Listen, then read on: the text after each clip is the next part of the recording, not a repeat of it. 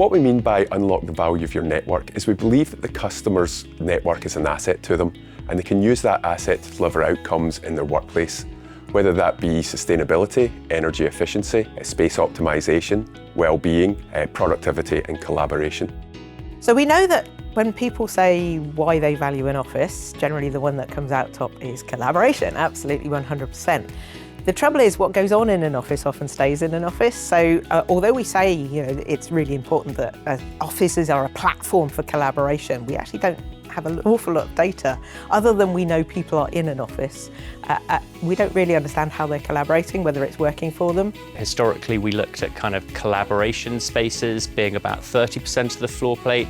In our current offices post-pandemic, they're about 70% of the floor plate. So there's been a complete inversion between head-down space and collaboration space.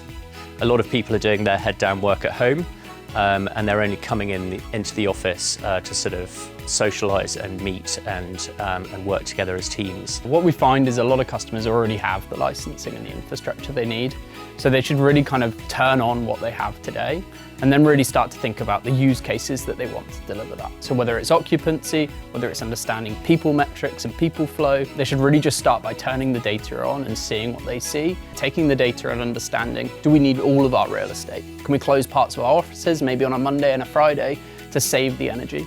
Over the last 12 to 18 months, we've seen an incredible renewal of interest from CIOs, CTOs and their teams when it comes to sustainability. They're no longer purely looking for a technical solution that's resilient and scalable and is cost-effective. They also want to understand the sustainability impact. So our purpose is to connect for good, and underneath that, one of our primary values is to do that sustainably. It's the right thing to do, it's the way that we have to work to be proud of our future selves and to pass the world on in a better state than we perhaps inherited it.